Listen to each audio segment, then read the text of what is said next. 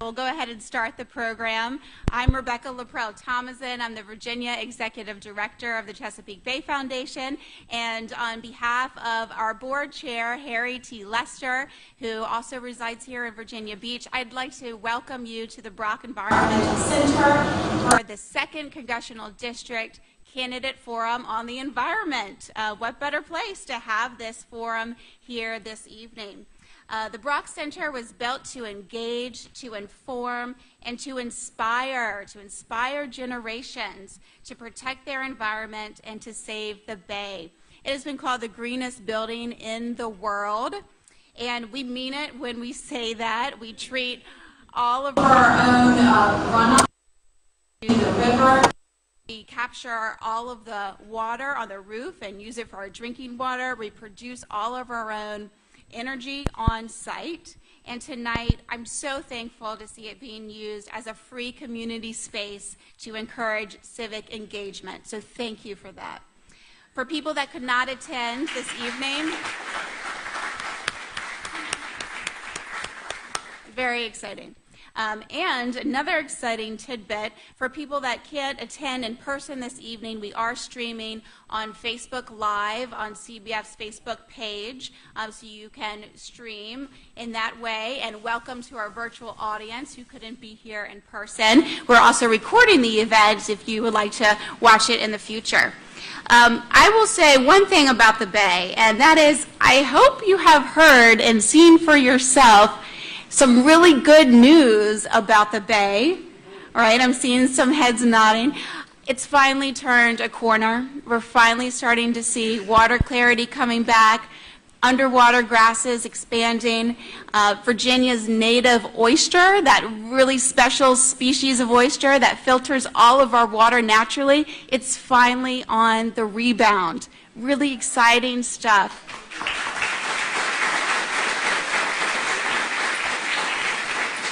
But, there's always a but in one of these, there's too much good news. But it's not without a lot of persistence, a lot of hard work, and a lot of policy. Tonight is about policy. Policy at the local level, at the state level, and at the federal level. We need the direction and the leadership from our federal legislators to save the Bay and restore our nation's largest estuary. Tonight, I will say it's not just about the Bay. It's about water, land, and air, all the essential elements we need for a clean and safe and healthy environment. Really, those things define where we live. So, I will say my thank you to Dr. Quid, who we'll welcome here in a second. Thank you to the 2 candidates running for the United States Congress, Ms. Elaine Luria and Representative Scott Taylor. They both agreed to participate, and for their time, we could not be more thankful. So, without further delay, I'd like to introduce Dr. Quentin Kidd. Dr. Quentin Kidd is a professor, dean of the College of Social Sciences, and director of the Wasson Center for Public Policy at Christopher Newport University. He's no stranger to candidate forums and is widely regarded as a nonpartisan moderator and a neutral facilitator.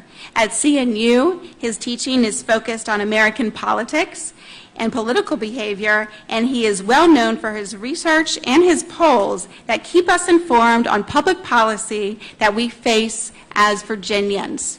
Let's give a warm welcome to Dr. Quentin Kidd. Thank you.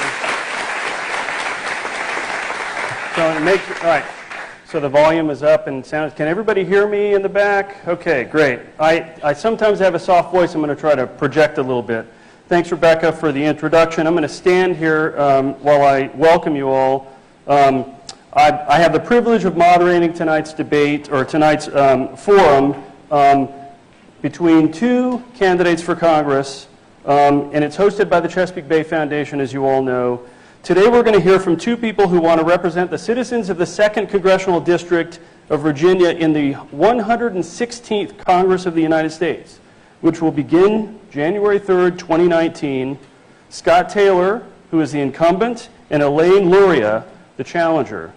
The format that the two campaigns have agreed to is a question and answer between each one of them and me, with a brief intermission between the two. I urge you to listen closely to what each of them has to say, as the forum is intended to give both candidates the opportunity to educate us in this room and in the wider voting public who are watching this on Facebook Live about their perspectives on important issues regarding the environment. Please note that the views expressed by the candidates are not those of the sponsoring organization.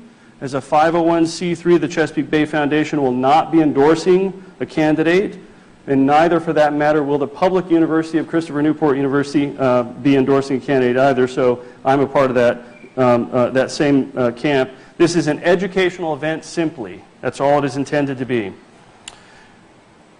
One note, like in the movies, we'll have a better time hearing what the candidates have to say if you will silence your phones. You can take pictures all you want, but please silence the sound so that we don't have to hear your mother-in-law or your son or daughter call. It looks like we have a pretty full house today, so please also be mindful of everyone's ability to hear. So if you want to say something about what somebody has said, please be mindful that you might be disrupting somebody else. We're on a tight timeline. Each candidate has agreed to talk for 30 minutes about their views. And so without further ado, let's welcome Elaine Luria, the Democratic candidate, to the stage.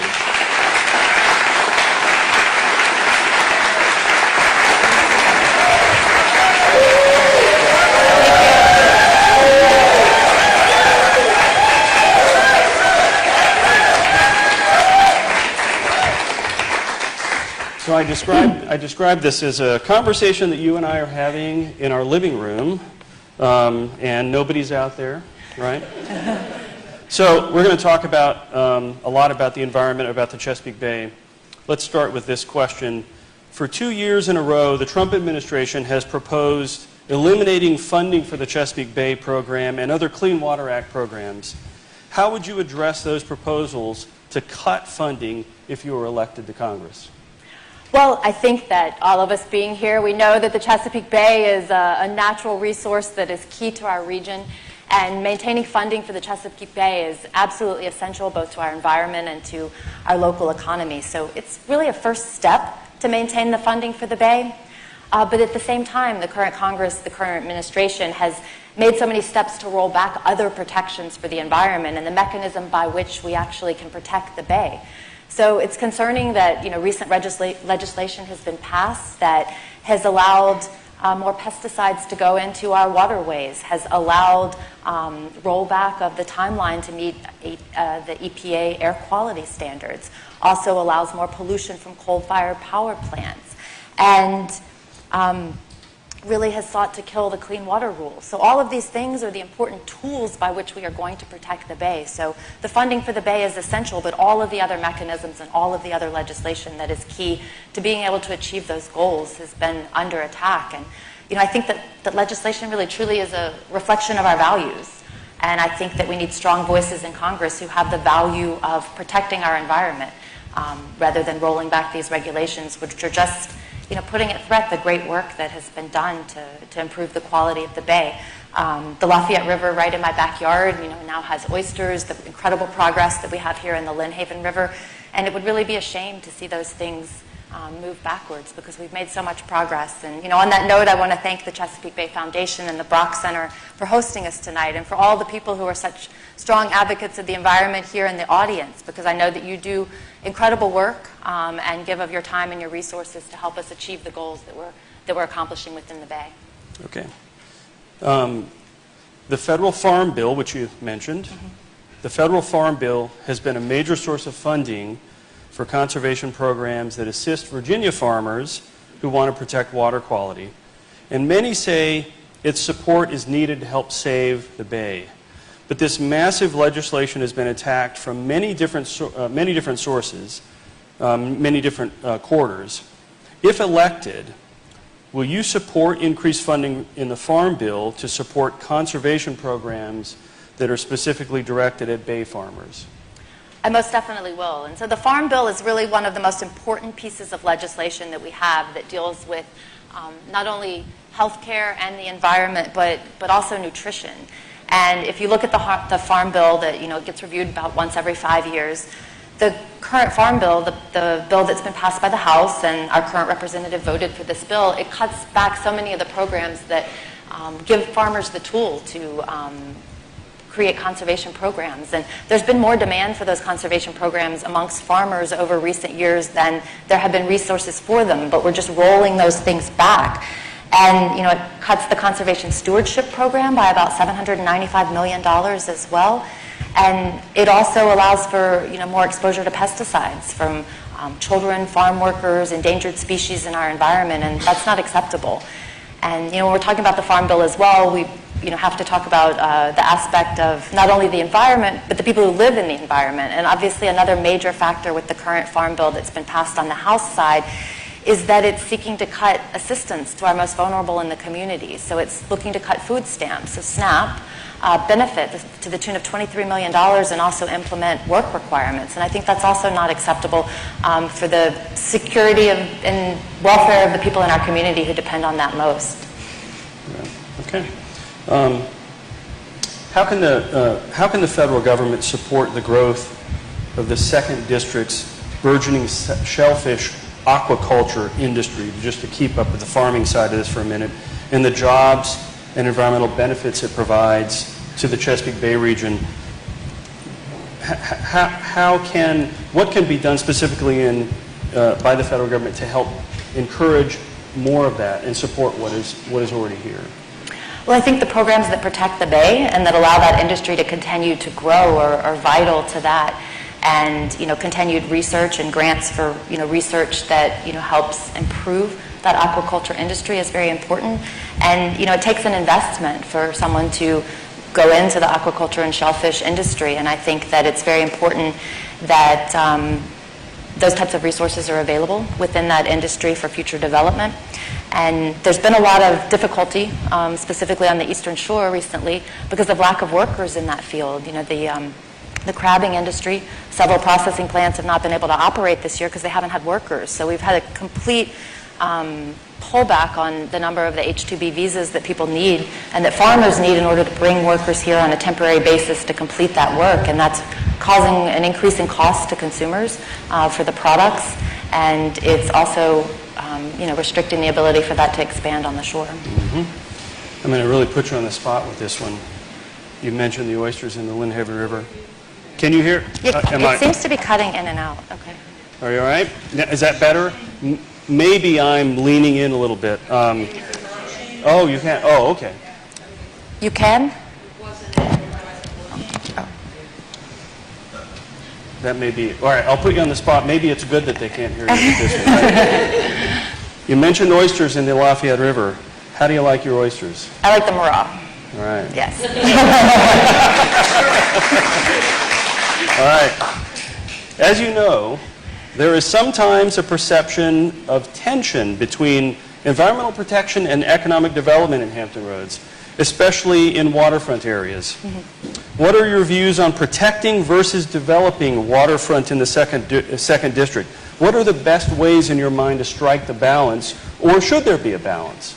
I think there should definitely be a balance. And development is really finding the right balance between the economic advancement of the community, the needs of the community and needs for development, and the environmental impacts of that. And I think that development decisions made at the local level should have the tools they need from the federal level to develop those new projects effectively.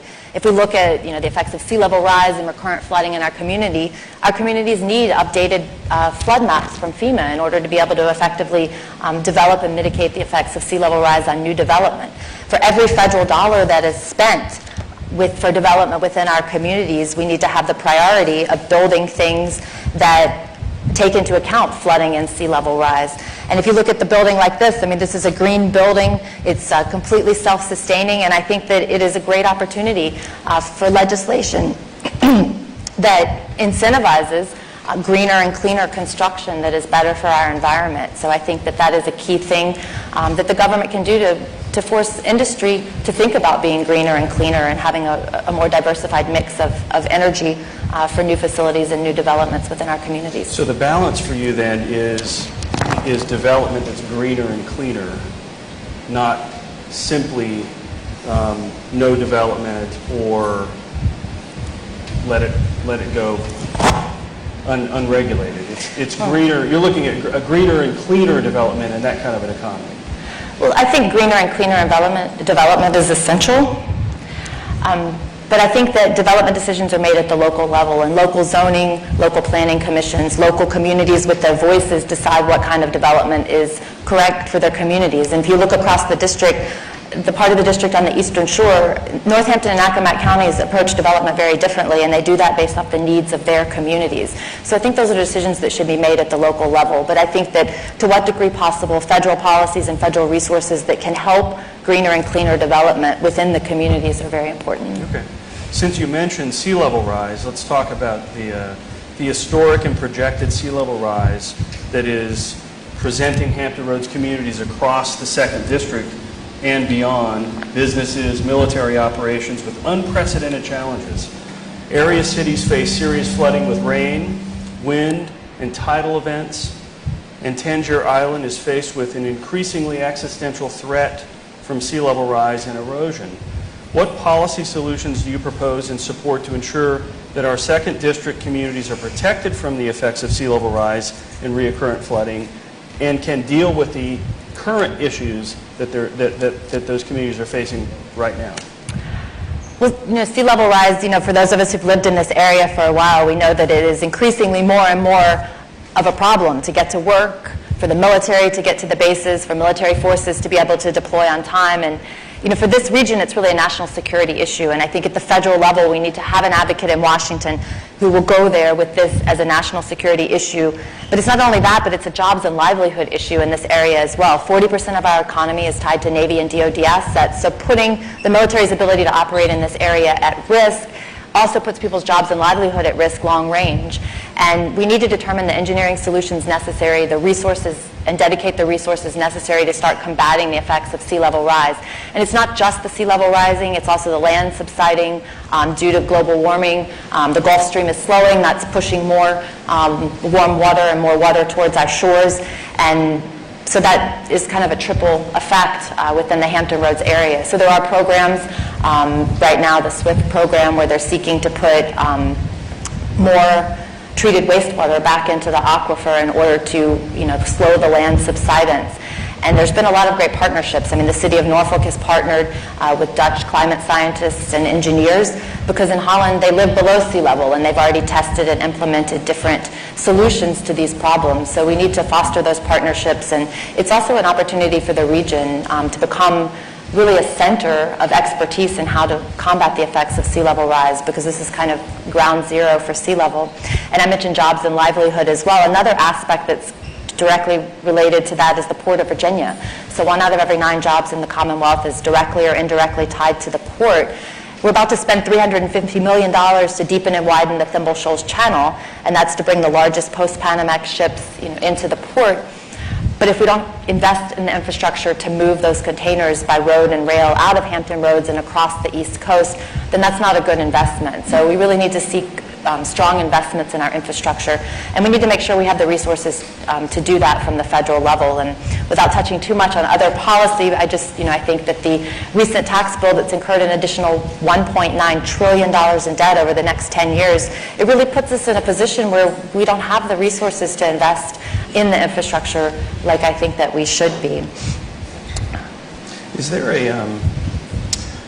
this is me thinking about the importance of the military in our region, the idea that the federal budget is struggling in all areas, perhaps except military spending, where there's greater resources going into military spending. Is there a military budget answer to part of the funding problem in our area to deal with sea level rise? In other words, is it a problem with funding? We know what we need to do, but we don't have the money to do it.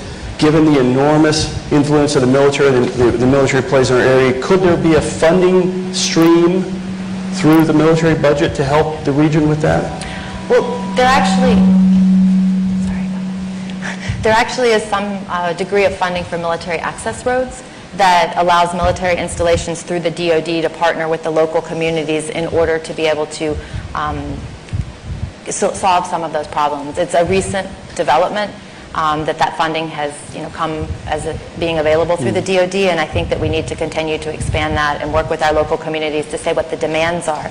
And at the state level, I think one of our challenges is, there's 17 municipalities and counties within this region that's really impacted by sea level rise.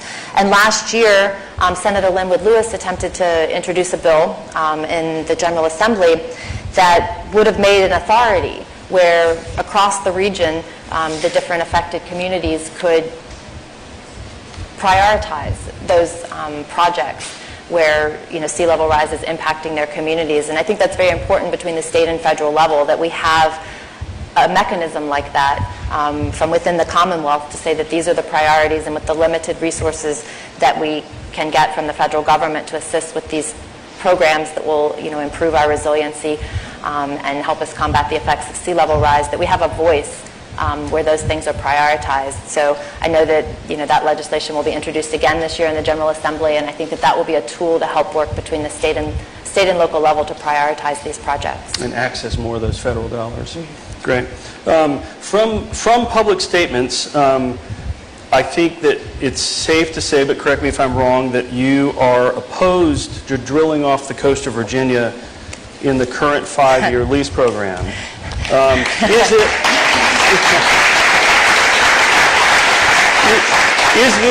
Is this still your position? And would you support a permanent moratorium on offshore drilling in the Atlantic? I am opposed to offshore drilling, and I'm opposed to that indefinitely. So I would say that we all know the effects of offshore drilling could have on our community. The military has said it's bad for their operations. I've spent countless months of my life out there in the Virginia Capes operating area. I know that you can't take a carrier and all the escorts and aircraft off the coast and train properly while dodging oil platforms. So it's bad for military operations. Like I said, that's a main driver of our economy here in the region. It's also a national defense issue to interfere with military readiness. The localities, Virginia Beach and Norfolk and others, have passed resolutions to say we don't want offshore drilling. And not only that, but it's bad for the environment. If we were to have something similar to the Deepwater Horizon spill, the deleterious effects of that washing up on our shore, the impact to the bay, the blue crabs, they are at the mouth of the bay, as they spawn, and it would impact the whole ecosystem if we were to have a spill. And I'm also a small business owner with a location 4 blocks from the ocean front, so I know the impact that would have on another main driver of our economy, which is tourism. And so offshore drilling is bad for so many reasons. And there recently was an opportunity. My opponent is on the Environmental Subcommittee of Appropriations, and Representative Pengree from Maine introduced an amendment. And that amendment would have stopped offshore drilling for 5 years through the appropriations process. But he voted against it, and it's kind of puzzling why he voted against it when he in the same breath said I'm against offshore drilling. And really the only thing when I think about that I can figure why he would vote against something like that is a lot of corporate contributions to his campaign to the tune of about $50,000 has come from the oil and gas industry. So I think it's very important that we have a voice that's not tied to the role of corporate interests in our political process. So on that note, I'm not taking corporate money from oil and gas industry or from any other corporate PAC. Okay.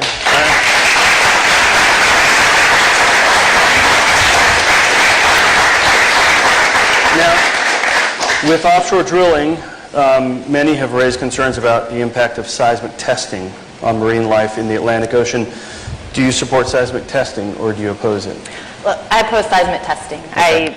There's no need to drag around behind a ship the high-powered air gun that's going to shoot sound waves into the ocean and interrupt the ecosystem. It impacts everything from the tiniest zooplankton at the bottom of the food chain all the way up to the endangered right whales, and everything in between as far as the ecosystem is concerned. So seismic testing, obviously a precursor to offshore drilling, is not something that we should pursue.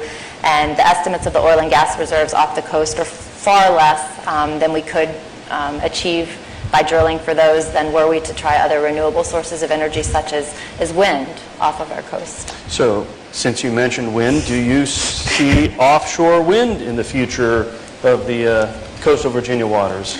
I most definitely do, and I think it's really good news that there is a test program underway with Dominion Energy to make 2 6-megawatt wind turbines off the coast.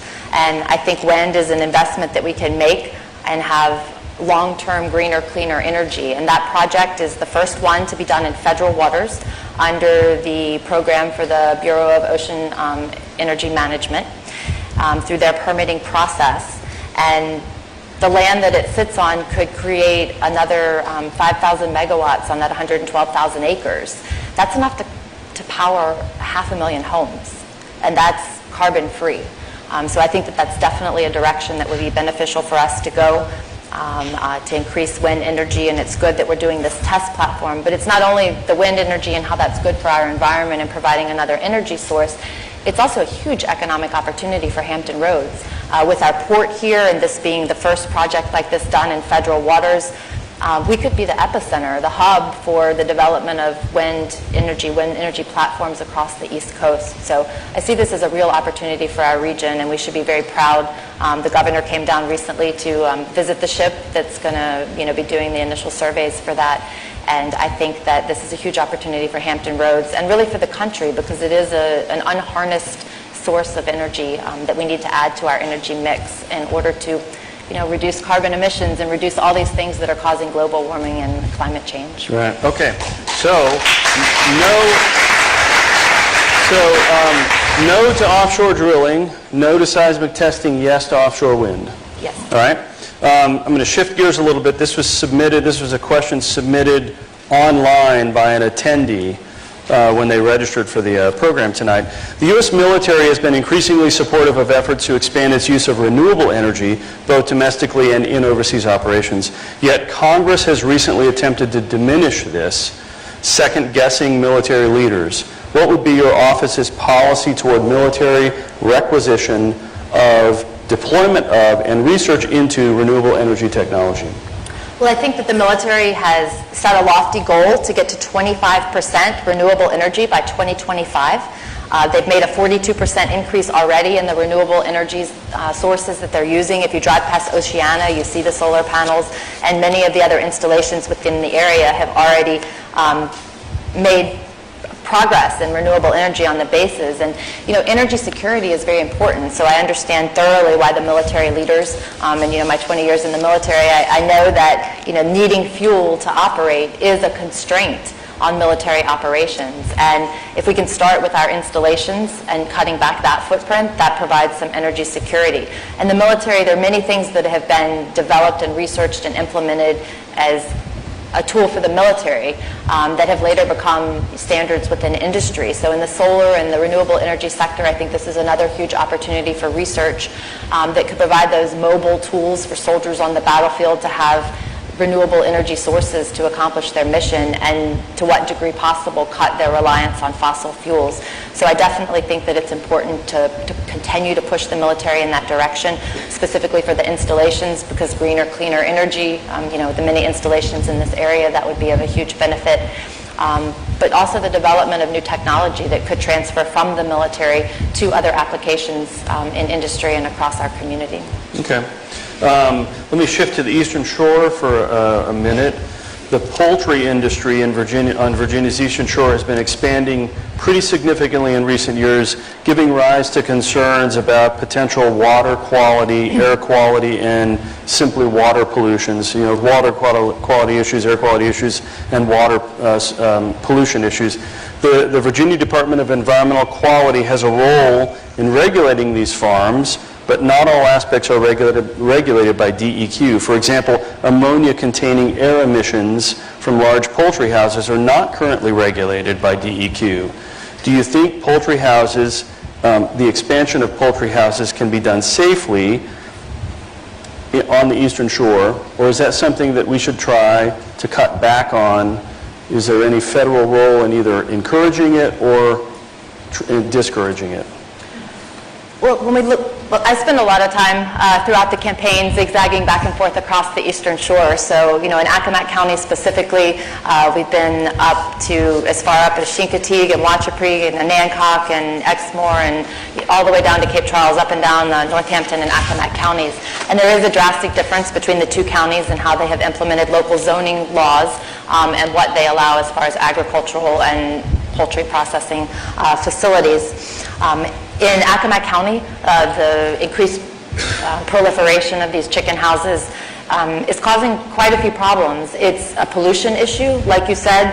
The ammonia from the chicken waste, chicken shit is actually moist, so the fans in these large poultry houses blow this into the environment, and when the ammonia settles on the ground through rainwater, that is nitrogen that washes into the bay. And I read the estimate that about 16% of the nitrogen that washes into the bay and is causing pollution within the bay comes from this similar type of agricultural runoff. So the increased proliferation of the chicken houses is adding to more nitrogen in the bay, and the DEQ licensing process, 3 of these facilities have been required through DEQ to achieve federal standards for monitoring. But the standards really don't monitor everything. They require a visual test of the runoff. There's no actual test for the pollutants or for bacteria. And the people on the shore are very concerned about their water source. There's only one aquifer on the northern part of the shore. This poultry farming is estimated to take about 3 million gallons of water a day from their sole water source, and at the same time polluting it back without measuring how much it's polluting it back. So I most certainly think that there are more stringent requirements necessary to monitor the runoff from these type of agricultural activities to protect the people on the shore, because obviously they need clean water to drink.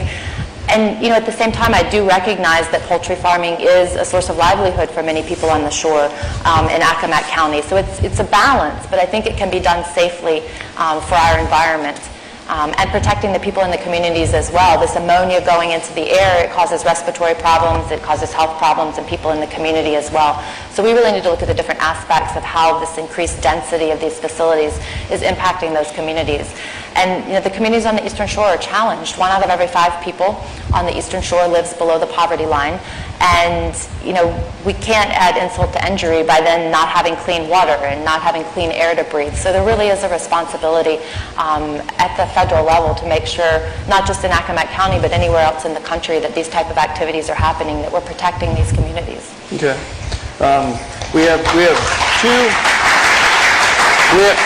We have time for 2 more questions, and then we're going to give you a few minutes to say some remarks. The Trump administration claims, and these are questions from the audience, the Trump administration claims that less fuel-efficient cars are safer. In fact, I think the president himself said that, not just his administration staffers.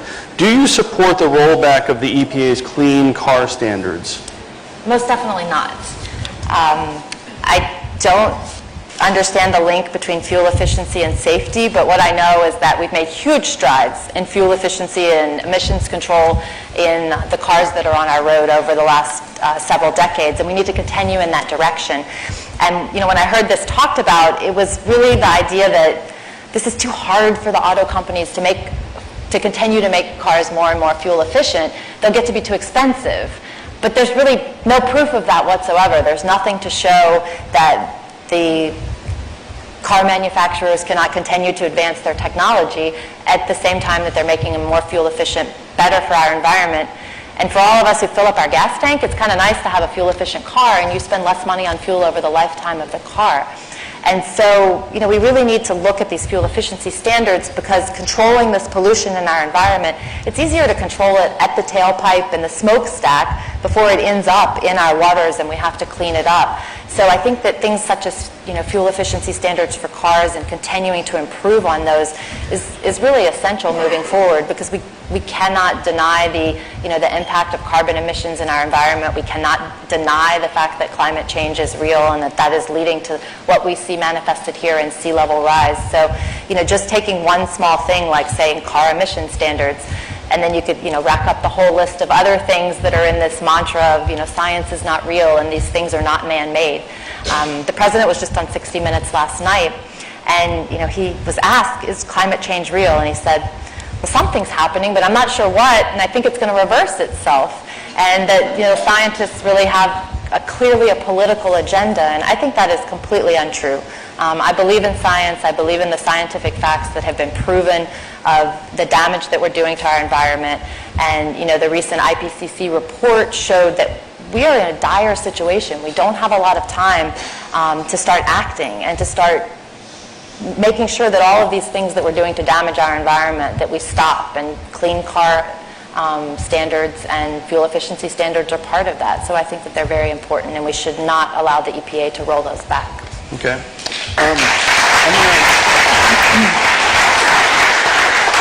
I'm gonna, because I want you to be able to use your closing statement for whatever you want to say. I'm gonna use this as your last question. It sort of segues into your closing statement, whatever that is. What is your boldest policy idea to build a clean energy future in Virginia if you get elected to Congress?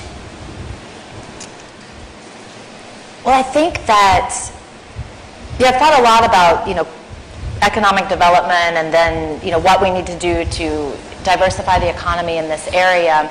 And that's a whole nother discussion, but I think that, in the realm of economic development, I really think that we need to view legislation as a reflection of our values. And we need to, for new economic development, for new construction, we need to use legislation to work for the environment, not against the environment. So rather than policies that incentivize more exploration of fossil fuels, such as incentivizing offshore drilling or building more pipelines or any of the other things, that is a long list that the current administration has done, in my mind, to roll back protections for our environment, I think that we need to boldly use legislation in a way that incentivizes greener, cleaner energy across the board throughout the country, and whether that be through tax incentives or other vehicles that we do that, but we need to make it attractive for industry to do what's right for our environment.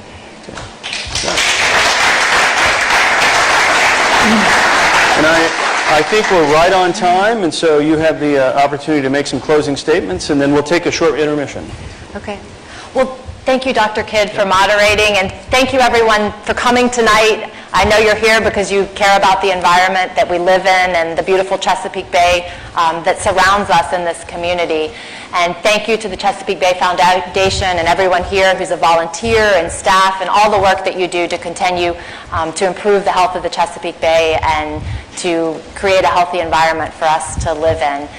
And, really, I think that protecting our environment for future generations, my daughter Violet is right here in the front row, that's got to be a priority for our future generations. It has to be a priority for this district. It has to be a priority for the entire Chesapeake Bay watershed, and it has to be a priority for our whole country. And, we need to have legislation. We need to have people who are willing to go to Washington and act boldly in ways that we can create legislation to combat the effects of climate change. Like I said, we need to incentivize greener and cleaner energy development and a greener and cleaner mix of energy for our future generations. And we need to protect our air and water for this generation and the next. So I think if we want to change that conversation in Congress in a direction that is good for our environment, we need to change the people in Congress. And like I mentioned, the recent IPCC report, it shows that the time we have to act is very short to start making a round turn on these things that are impacting climate change and in our region sea level rise, and kind of really very dire for our future to live here and live healthily in this environment. And our district covers every inch of the Virginia coastline and the mouth of the Chesapeake Bay. And we can't continue to have a representative in Congress who votes to roll back the timeline for EPA air quality standards. We can't have a representative who allows more pollution from coal-fired power plants. We can't have a representative who votes to gut the clean water rule. And we can't have a representative who votes for legislation that allows more pesticides into our valuable waterways. You know, I'll tell you that of the people you're going to hear from tonight, I'm the only one who is endorsed by our allies in the environmental community. I have both the endorsement of the Sierra Club and the League of Conservation Voters, and that's because these are issues that I value very dearly and will be an advocate for in Washington. You know, when you hear from Representative Taylor after the short intermission, I think he's going to come up here and he's going to tell you, he's going to pretend that he's a friend of the environment. But I can tell you he's not. If you look at the League of Conservation Voters, which puts together a scorecard every year for every member of our legislature, his score is 6 out of 100. That shows truly that he is not a friend of our environment, and all of these things that I had the opportunity to mention tonight that are harming the progress that we have made and that we can make for the Bay, you know, he's voted in the direction that will harm the Bay. So truly, if the environment is a top priority for you, like the environment is a top priority for me, I think the choice is clear.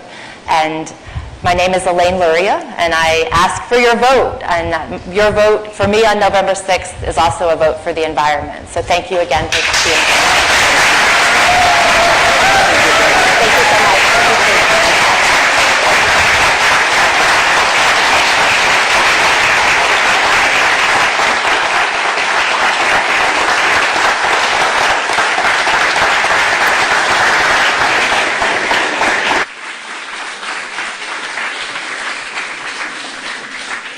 Okay, folks, we're going to take a really quick intermission. Please be back at 5 till 8 sharp so we can keep this program going. Thanks so much.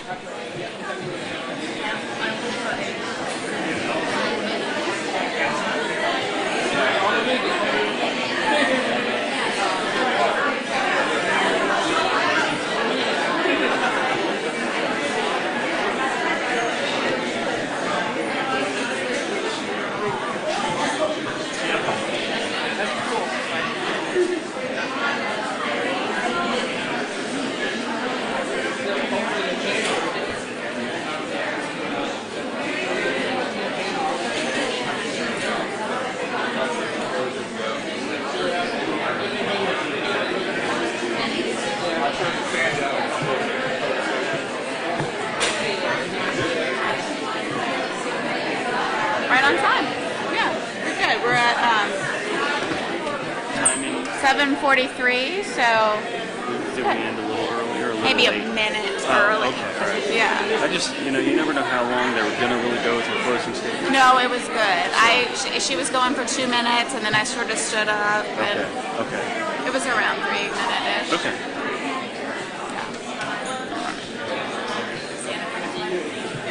Yeah.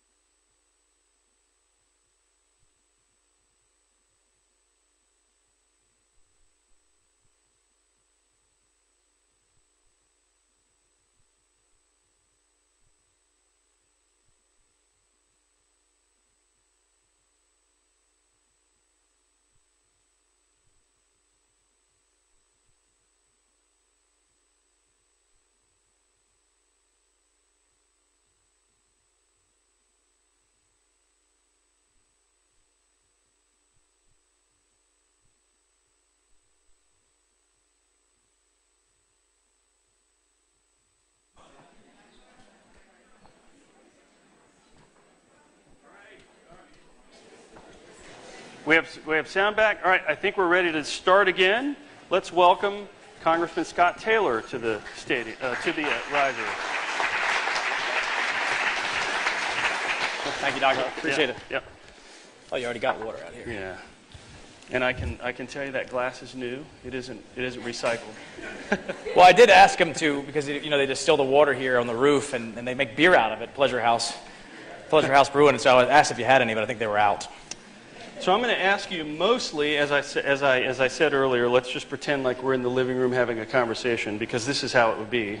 These chairs are much more comfortable than my living room. So I'm going to ask you mostly the same questions so the audience can compare answers and listen to what each candidate has to say. But since you're in Congress right now, I'm going to ask you a couple of questions about some things the Trump administration is doing related to the environment and ask you to just comment on them. Sure.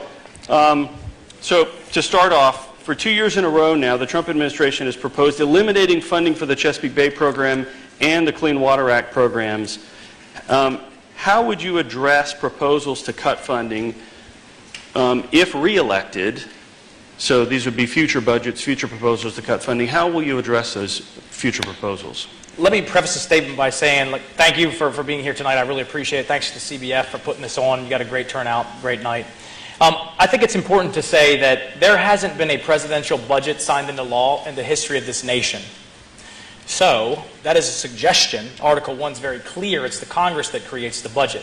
So what I can tell you is, while I completely disagree with the president, I grew up on the Delmarva Peninsula, working on a farm, working in a crab house. I know watermen and farmers and fishermen and stuff like that. So the Chesapeake Bay has always been important to me. The water, the air, all of it. So I opposed it in my first term. Not only did we oppose it, because it's very easy, and on one hand in Congress, you can call people and you can shed light on things and you can apply pressure and stuff like that. On the other hand, you're one of 435. So it's difficult to get anything done. So every time we have a problem set, and I'm going to get to this specific problem set, you have to figure out what the parameters of your office are and how you can be impactful with every single situation. And that's what we do. We figure it out. So in this particular instance, with funding for the Chesapeake Bay, I sit on the Appropriations Committee. So that's where the money is. There's authorization committees that authorize certain things, but then they got to go to appropriations to get money. So while it's important that the Virginia delegation, senators and House were certainly supportive, opposing the president, but supportive of getting the Chesapeake Bay dollars, the reality is that comes from the Appropriations Committee. So what I would submit to you is it was myself and Congressman Dutch Ruppersberger from Maryland who are on the Appropriations Committee who went to the chairman and said, this is important to us. This is important to not just the Chesapeake Bay region, but this whole country. This is a national treasure. We need to continue the great efforts that many of you right here tonight have done. And that's why that money was there. That is exactly why that money was there. So I'll do the same thing. And I think it's important to say that you can oppose the administration, still retain respect from them, and get things done. If I was just to bash them on every single thing, I would get nothing done for you. And that's not my goal. I want to be impactful. I want to solve problems and help people. And that's why I'm there, and that's what happened. And I'll continue to do the same thing. Okay. The federal farm bill has been a major source of funding for conservation programs that assist Virginia farmers who want to protect water quality. And many say that its support is needed to help save the Bay. Sure. But this massive legislation has been attacked from many different sides and many different sources. If re-elected, will you support increased funding in the Farm Bill to support conservation programs for Bay farmers? Yeah, I think there's, if I'm not mistaken, there's roughly $900 million in conservation money. I think the conservation programs have been very successful. For example, in the Back Bay, I just heard this morning about the fantastic health of grass in the Back Bay, and part of that was because of a successful conservation program. We need the same thing on the Eastern Shore. I will talk about, with the Farm Bill, I don't do things in a vacuum necessarily. Every single bill that I've introduced, every one has a Democrat co-sponsor. Every single one. So we work across the aisle. I'm in a Climate Solutions Caucus that is a bipartisan group, and I have a Chesapeake Bay Advisory Council that I've continued the tradition that Congressman Ridgell did, and I don't know what party anybody's on there. I have no idea. But why I say that is because there are different stakeholders that come and they tell us, what's important to them, what they support, what they don't support, and they help me, because the reality is, in a diverse legislative body, both the strength and the weakness is the fact that people come from all different backgrounds. So I rely on CBF, I rely on farmers and fishermen and things, and all of you to be able to inform me to help be more impactful for you up there. So sure, I would support increased funding in a future farm bill. Okay. How can the federal government support the growth of this in the 2nd Congressional District of the burgeoning shellfish aquaculture industry and the jobs and the environmental benefits that are related to that? How can the federal government support and encourage more of that particular industry?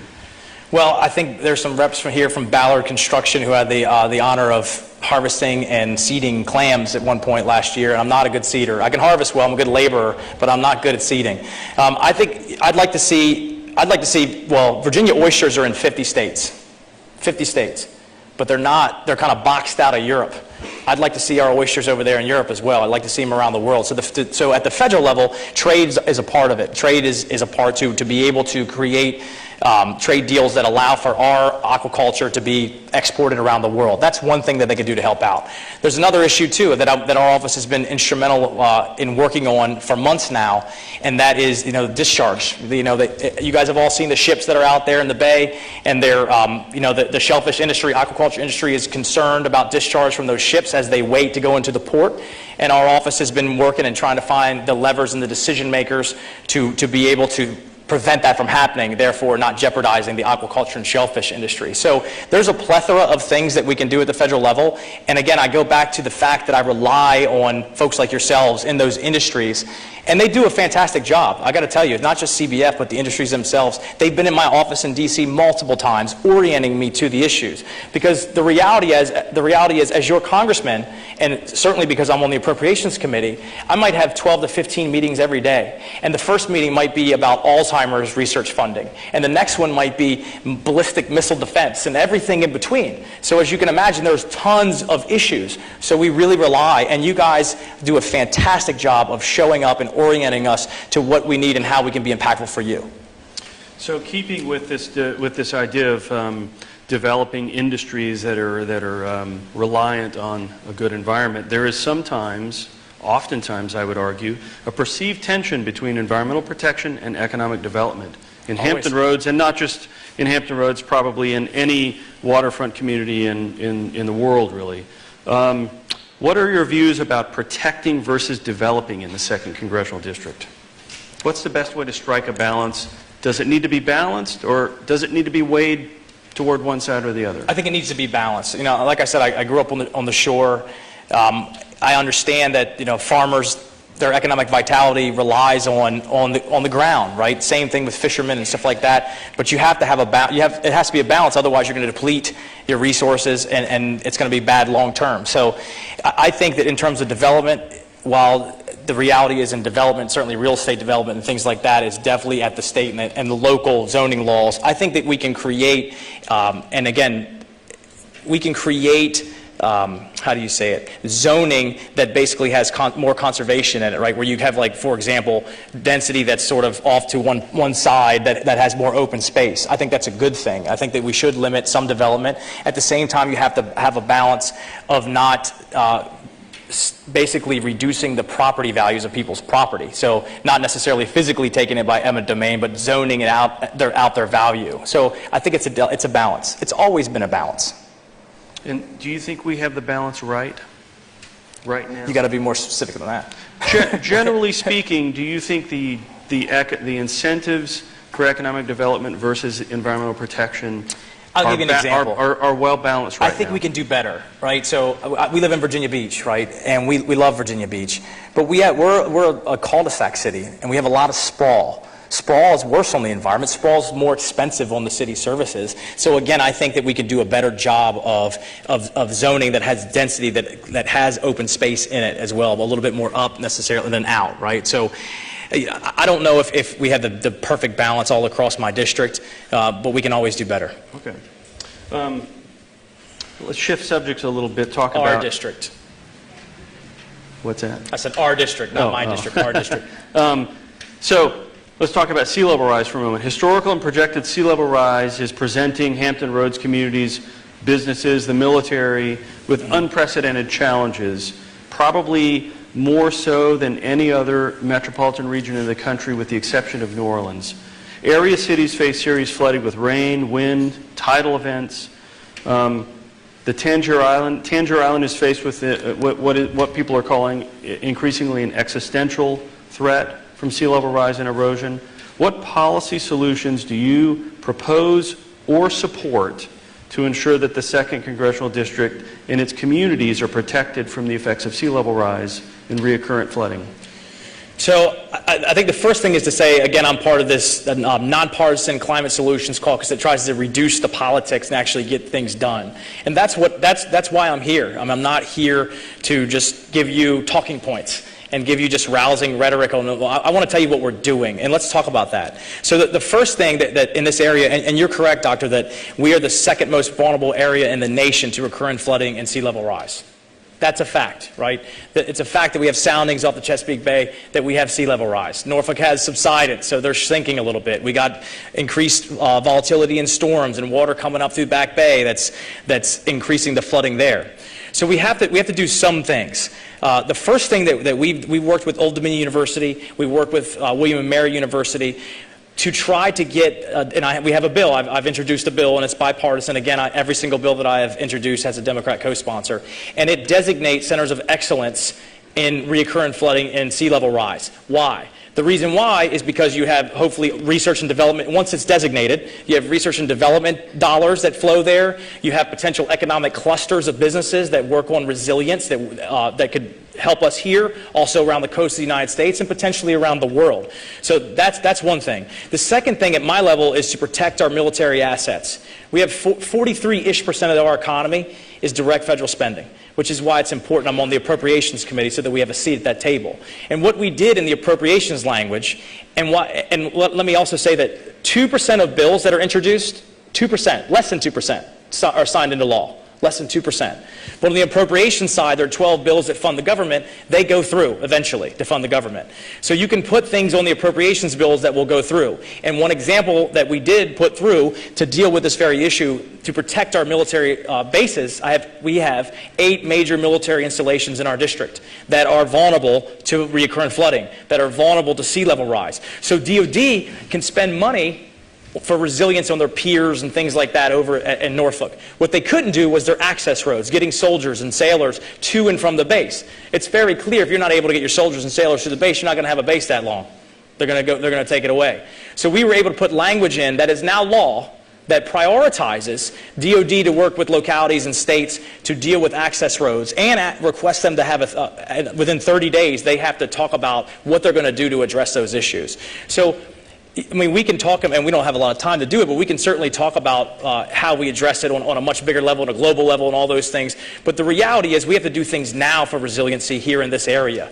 Our office is working with localities now to try to identify grants that deal, so we can bring money to help with out-of-date sewer drains and things like that. Obviously, Virginia Beach, out-of-date sewer drains. We had flooding that was unexpected in areas that were unexpected. So my goal is to do things. It's not to talk about it. It's to do things, and that's what we've done.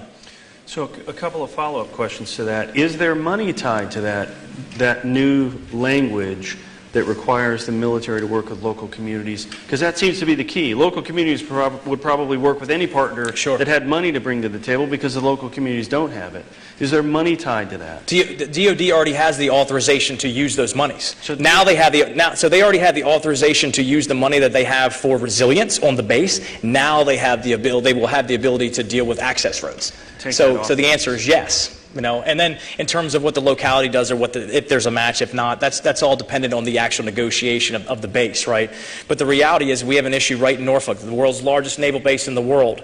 We've got to deal with it. And Norfolk knows that, and the naval base knows it too. So I'm optimistic that we'll take care of that and protect those military assets for this area. Given the President's interview yesterday on 60 Minutes, I've got to ask you this question. Do you believe in climate change, and is it man-made? So I didn't see his interview, but yes, I do. And I do think that man contributes to it, absolutely. I think that, the question is what we do about it, right? And there's all these arguments and stuff like that, and there's science. There's environmental science that shows very clearly things that man has contributed to it. There's also political science. And that's a reality, and you know that very well, Doctor. I do know that. Right? So what do you do and what can you do? One of the things I think that, and I'm not sure if it's one of your questions or not, but I'm sure the Paris Agreement will come up.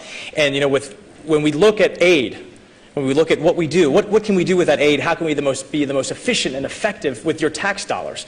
So while I grew up on the Eastern Shore and the Delmarva Peninsula, I've also been to like 45 countries, and I've spent years overseas in countries, and a lot of countries that don't have the capacity to be able to deal with these issues, which is what some of the money that's proposed would have be used there. So I'll give you this figure. There's a study that shows that burning the rainforest in Indonesia, and some of that's man-made, some of that's farmers burning it, some of it's timber, they're burning it, some of it's because El Nino creates dry conditions and there's fires and nonstop fires that are burning. In 2015, there was a study that showed that one day of those burning fires was equivalent to the whole energy usage from the United States. One day of burning fires. Because you have billions of years of compacted carbon underneath those rainforests, and you burn the filters, the trees, and then you release that into the atmosphere, and it's devastating. So my point in all that is, I think we can find better ways to use aid to be able to actually get after the problem because it's our taxpayer dollars, we have to be responsible with it to benefit the world. But the answer to you is yes. Okay. Shift subjects just a little bit. I've looked up some of your public statements on this, on offshore drilling. And it sounds to me like you are opposed to drilling off the coast of Virginia during the current 5-year lease program, or given the current 5-year lease program. Is that your position? I'm so glad you gave me this opportunity, Doctor. And would you support a permanent moratorium on offshore drilling off the Virginia coast? All right, so the first thing is this, and I want to address a couple of things. My position is no to offshore drilling. No, it's not. I'm against it. I'm against offshore drilling. I think I need to make that very clear. We actually proposed 2 amendments to ban it off the coast of Virginia and ban it off the coast, or off the East Coast, to basically stop it, right? So there also has been some misinformation about an amendment that I voted against. And that specific amendment that's being used as, quite frankly, it's the political, silly season, so it's an attack. That amendment would have stopped the leases all across the United States from being renewed or anything like that. You're talking about billions and billions of dollars in Texas and California and Alaska and the Gulf and Louisiana, who they want it. But you would have stopped that amendment would have stopped it for all of them, which would have had devastating effects on billions of dollars, on millions of jobs, on our energy market, our economy as a nation. Quite frankly, I thought it was highly irresponsible, and I actually said on the air to the patron of the bill that if it was a little bit tighter, I would have supported it, but it wasn't tight enough. But I introduced my own amendments that would barred it off Virginia, and it would have barred it off the Atlantic coast. So that is my position, and it's very public. So it's been public. And furthermore, not only have we introduced that legislation, I'm also friends with the Secretary. So I've made it very clear what my position is. And to be fair, and to be clear, our whole delegation's not opposed to offshore drilling, right? So it's important for us for me to step up and fight, even with our own delegation, because there are folks in our delegation that support it. But my position is against it. And I'll continue to do that for as long as I'm there. So what about a precursor? What about a precursor to offshore drilling, seismic testing? Would you be supportive of banning seismic testing? So I need to, 2 things. Number one, I think it's responsible to take inventory of what you have as a nation. I think that's responsible. Should you limit any potential impact? Yes. When I was sitting with the Secretary, and this is what he said, not what I'm saying, I need to do it, that some of the seismic can be taken using the same seismic that's used for sand mining, which we all support, sand mining.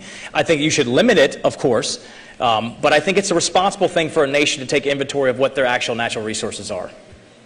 And then the more cleaner obstructions that might be out there, wind turbines?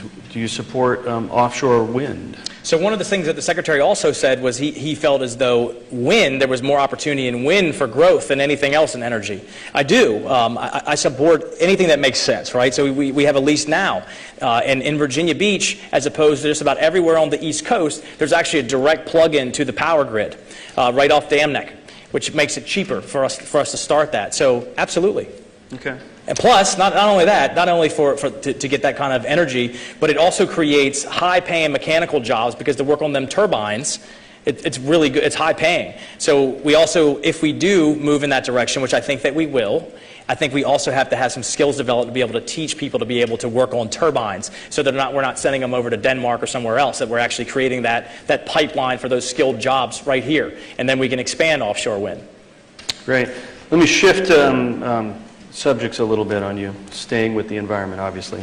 The poultry industry on Virginia's eastern shore has been expanding pretty significantly in recent years, giving rise to concerns about potential water quality issues, air quality issues, water supply issues. Virginia DEQ has a role in regulating these farms, but not all aspects are regulated by DEQ. For example, ammonia-containing air emissions from large poultry houses are not currently regulated by the state. Do you think the poultry industry expansion is safe and can be done safely? Is there a possible role for greater federal regulation in this area? So a couple things. Number one, I have shoveled a lot of chicken poop in my life, so I know how much it smells. I know you've seen up there. So I think that a couple things. Number one, there's an ACAMAC study right now by DEQ that started in August. And it's going to study this exact thing in terms of, not the air, but on the ground and into the water. They're studying it right now with, I think it's 2 or 3 poultry farms now. Keep in mind that poultry is the biggest industry on the Eastern Shore, provides the most jobs. So we have to have that balance that we talked about earlier. And right now there's a study. I'm interested to see what that comes out. I think all of us should responsibly figure out, or wait and see what comes out in that study and how we can move after that. And that's the same thing goes with at the federal level. So the EPA, which some people in this room have fought for years to be able to get the EPA to create these certain standards and for air quality and figure out, hey, how much is this impacting air quality up there? Well, the Inspector General of the EPA came out in September 2017 and said the EPA has failed to come up with a responsible way to see if that is, in fact, affecting air quality or not. So the EPA right now needs, and to be honest, I found that out as I was coming to this forum, so we are happy to send a letter to the EPA to get them off their butts and to figure out a way to be able to have a reasonable, responsible measurement on those poultry farms themselves to see how that's affecting air quality and then what we can do about it. So I think it's important to see what comes out of the studies out of both of those things. Okay. I'm going to ask you a few questions that ask you to speak in the context of your currently sitting in the office, sort of defend the administration or say what you're doing about something, right? The acting director of the National Park Service has proposed downgrading the National Park Service Chesapeake Bay office by transferring control of the Captain John Smith Chesapeake National Historic Trail away from it, and also eliminating the superintendent leading the office. Have you acted on this at all? What would you do? This would essentially be taking something out of your district and moving it away. Because I need more information on that, but I will tell you that they're already understaffed. So I'm almost certain I would oppose that and fight for it to happen because I know they're understaffed. Okay. The EPA, since we were talking about the EPA recently announced changes or potential rollbacks to mercury standards. Do you support the rollback of the mercury rules, or do you oppose them? I'm going to be candid. I need more information. I don't know exactly where it is, but it doesn't sound good. So I need more information. Okay. To give you a responsible answer. Fair enough. Look at the transportation sector for a moment. The transportation sector is now the largest source of carbon emissions in the nation, and despite this, the EPA has announced its intentions to roll back the rules designed to reduce tailpipe emissions. This change will have implications for both the environment and for public health. Should the auto manufacturing industry play a role in reducing carbon emissions and other pollutants emitted by cars, or should they be let off? I don't think it should be let off at all. I think it's a mistake, quite frankly, to pause that. I think we should move and continue to move in that direction. That being said, let's be realistic. The federal government, the EPA, and the executive branch, they're the ones who will set that. What Congress can do is legislate it, but that's unrealistic. It's unrealistic you're going to have enough votes to be able for Congress to say we're going to set the emissions. I mean, it's just unrealistic. So I can say that, but it's kind of like what you want to hear. It's not the reality and realistic. So I do think that we should continue on the path to make things more fuel efficient. And I'll tell you, I've worked on these types of things. When I was a state delegate, we passed 3 laws that dealt specifically with 18-wheeler trucks, diesel trucks, to be able to incentivize the industry to use natural gas, which is a lot cleaner, of course, than diesel for emissions. And once we passed those 3 laws, the UPS changed their whole Virginia fleet to natural gas vehicles, which helps our emissions. So I think we should move in that direction for sure. Okay.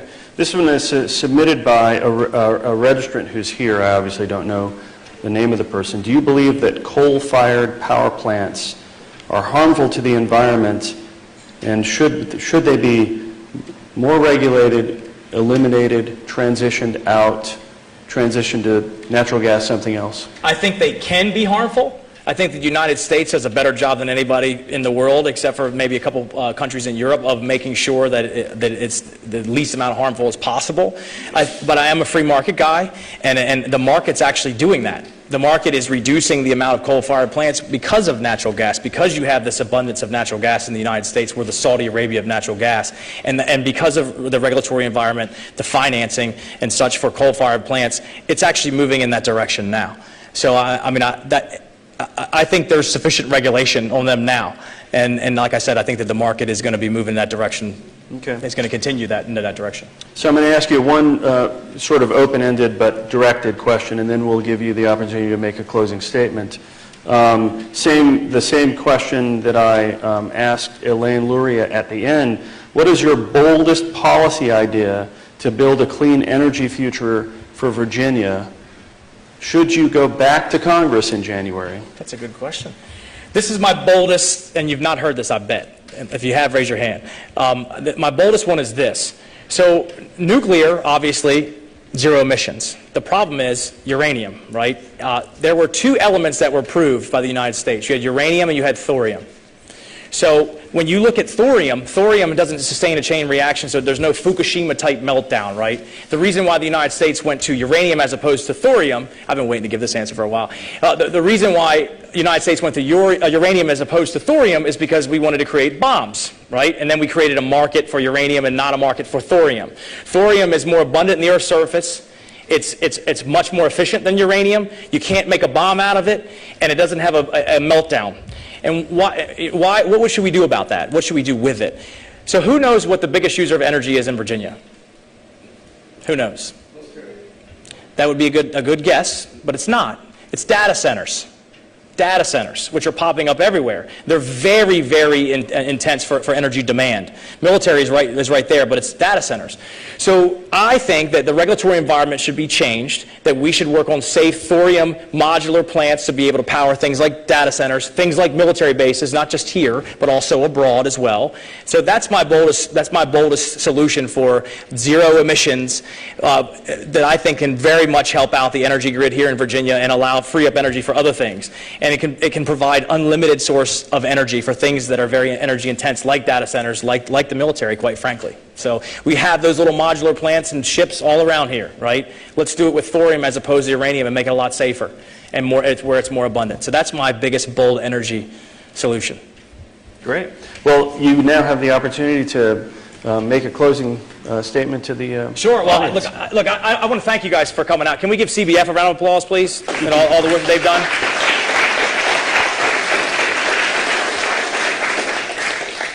As your congressman, I came in and said I want to help rebuild the military. I want to take care of veterans.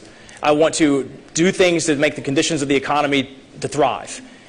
And, of course, we dealt with the Chesapeake Bay, which is a national treasure, in my opinion. And if you believe what I believe that it is, that it's essential for economic vitality, that it's essential for our happiness and our health, and if you also want someone who can go up to Congress, and already has, who can, while disagreeing with my own party at times and the president, but still retain the respect of all of them and be able to get things done, then I would be honored to go back to Washington for you and represent you again. And I do ask for your vote November 6th. So thank you guys very much for being here tonight. I really appreciate y'all, and God bless you. Thank you.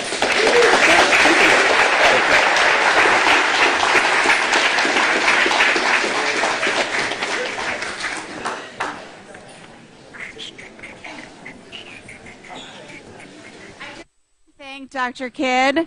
Just 1 second, Dr. Kidd, for moderating our event. Thank you, Representative Taylor. Thank you, Elaine Luria, who has already left, but thank you to her as well. And thank you to all of you. I cannot endorse either candidate, but I can endorse voting. Please vote on November the 6th. Thank you.